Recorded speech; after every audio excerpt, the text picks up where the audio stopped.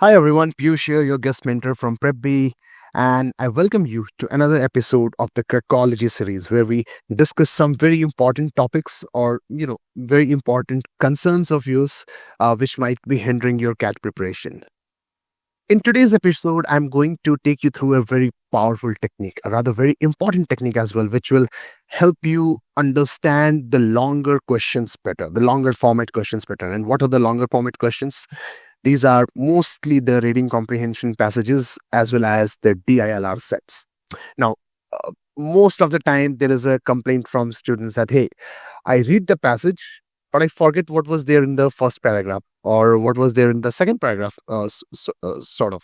And it also happens that you may have left a question thinking that you will return back to it.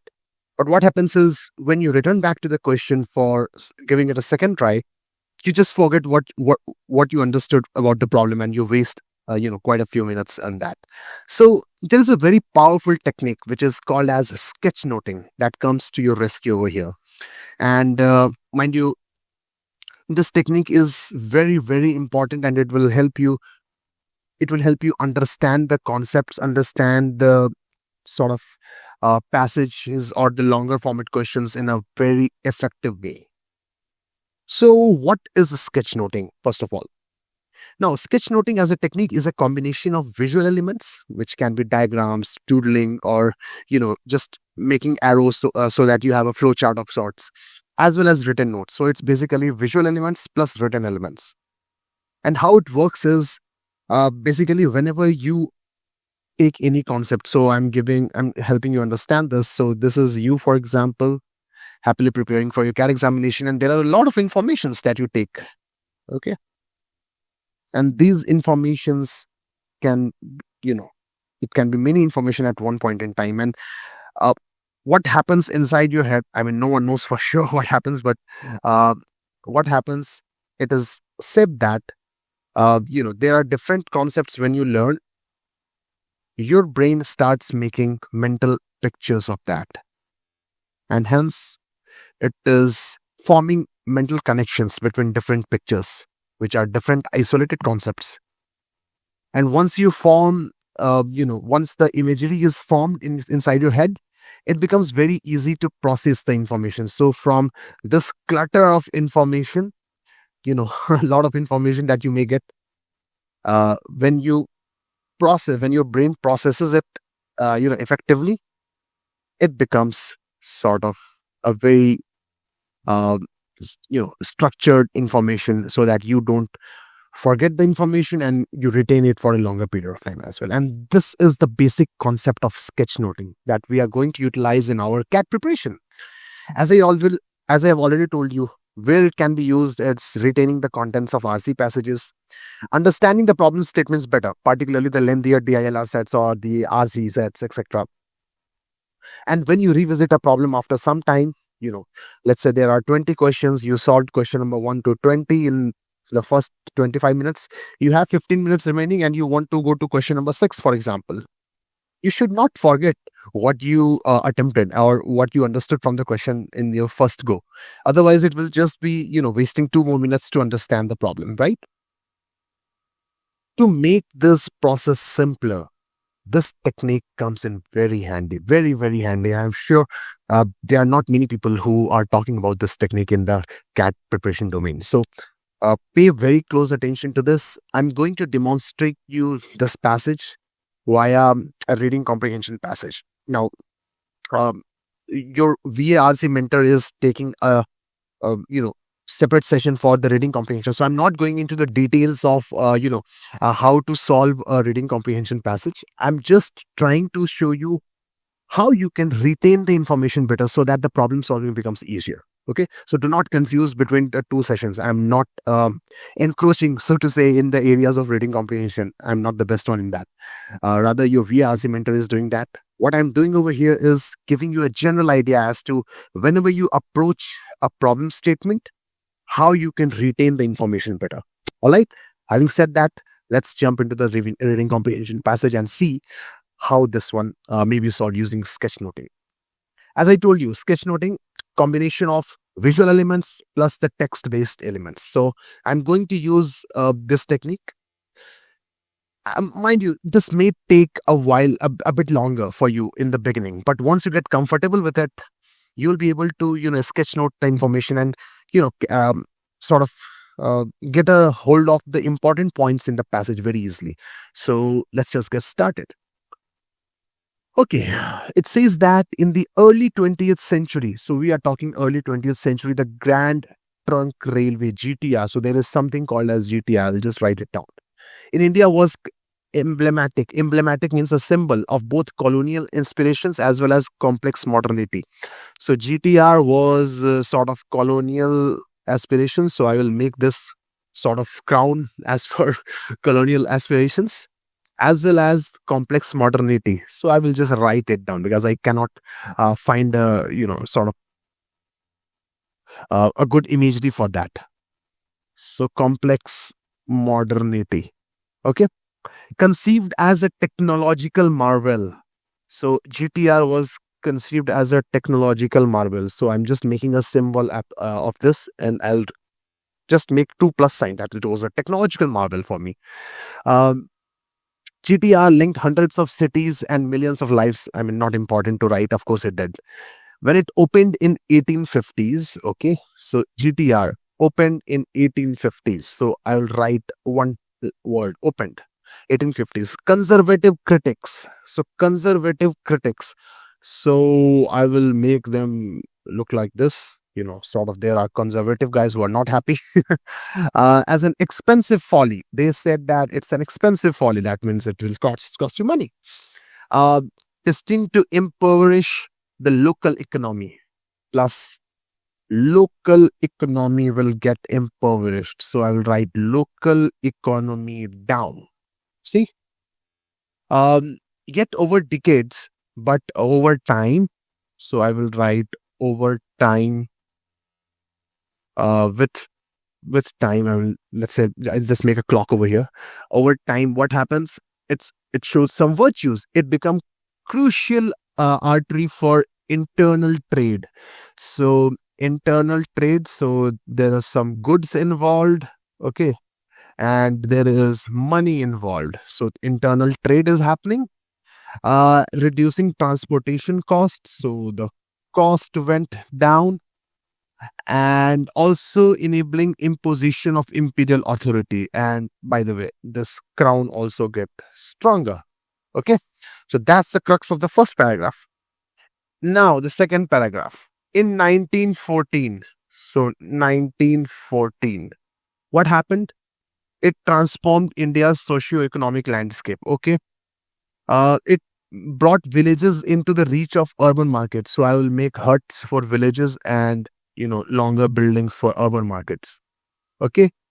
Uh, Facilitating the spread of manufactured goods means most distance. So basically, goods moved here and money moved here.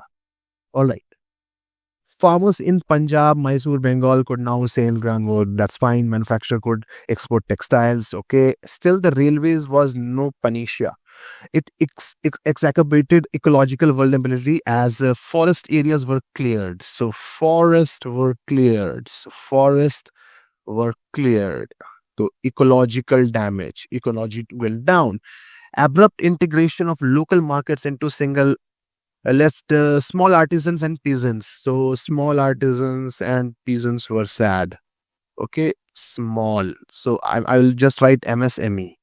Okay, MSME is a fairly new term, but I'll just write over here so that I remember the information vividly. Now the last paragraph. During the World War One. Now it talks about World War One. It talks about World War One. Okay, what happened? Just a minute. Okay, we are back. So during the World War One, what happened? The railways rule shifted decisively. It became a linchpin of logistics. So logistics improved. Shoulder supplies, etc. Whatever.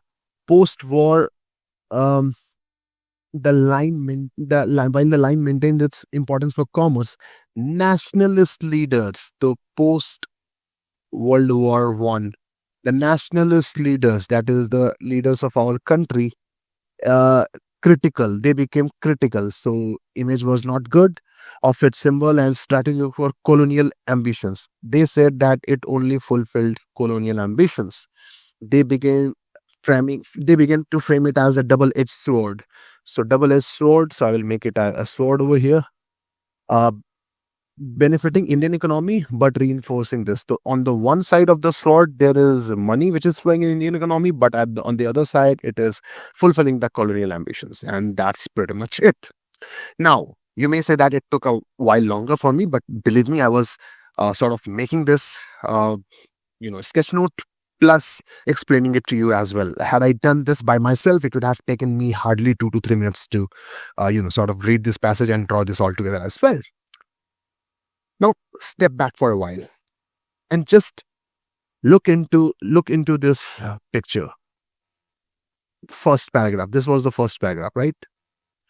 Don't you think you can explain what was written over there using this sketch note? You will remember every damn information present in this first paragraph. Similarly for the second one, similarly for the third one. Let's just not look at the passage and just look at the sketch note. There was something called as GTR, which was the modern superiority of technology. It had the sort of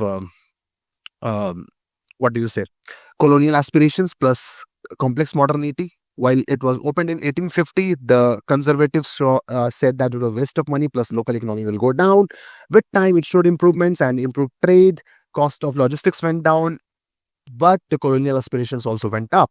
In 1914, the rural areas were brought to the urban markets, the goods and money were exchanged, but the follies were that the forests were cleared down and small as artisans were suffering. In the World War One, the logistics was improved for colonial aspirations, but post-war, the Indian nationalists said that it only fulfilled colonial aspirations, and it was a double-edged sword. It was mentioned in the last line that it fulfilled the Indian economy, it improved it, but it also act as a, sort of machinery for the colonial powers. And that's the whole passage. That's how you summarize it, right? Now you will remember every single information which was present in the passage. Now, let us try to solve the reading comprehension passage and see whether or not we are able to do so. I'm going to solve only one of it, and I will leave the rest three of you for your sort of for your assignment, and see whether while watching this video are you able to solve this problem. So now, what is the primary paradox presented in the passage about the GTR? Now go back to this primary paradox, this one here, this diagram. It's fulfilling Indian economy, but also fulfilling the Western powers or the colonial powers. That's it. It was efficient but underused. Nothing has been mentioned about underusing. It boosted economy but was built by foreign. Yes, it was built by foreign engineers, and there is no information whether it was built by foreign engineers or local. So out. It fostered internal trade. Yes, it did, while strengthening imperial control. Correct. This is right. It reduced cost but caused high unemployment. Nothing is mentioned about unemployment. Option C is correct. See, it's as easy as it can get. You will remember every single information and be able to solve this properly. All right. Let's in fact, solve one more question if you want. So, which of the following is not mentioned as an impact of GTR on local communities? Small artisans became vulnerable to industrial trends. Yes, you did, and it is mentioned. We have to find what was not mentioned. Farmers gained easier access to broader markets. Yes, it did. Bengal and the information which is present over here, Mysore, Bengal farmers in they did. Cities became overcrowded due to migration. Nothing is mentioned about overcrowding population or something like that. Manufactured goods reached remote. Yes, it did. So option C is correct again. All right. So I hope this information was useful to you, and I hope you will be able to utilize this knowledge that you just gained from this video in your CAT preparation journey as well. Now, mind you, that the bottom two questions are for your perusal and for you to solve and comment your answer in the comment box as well. Okay, share this video with as many students as as possible, and let everyone benefit from this technique. If you use this correctly, I'm pretty sure you will be able to score much higher than what you are currently scoring in your mock examinations. All right. Don't forget to like this video. Don't forget to hit the subscribe button as well. And I'll see you in the next video very, very soon. Take care and happy preparation for your CAT examinations.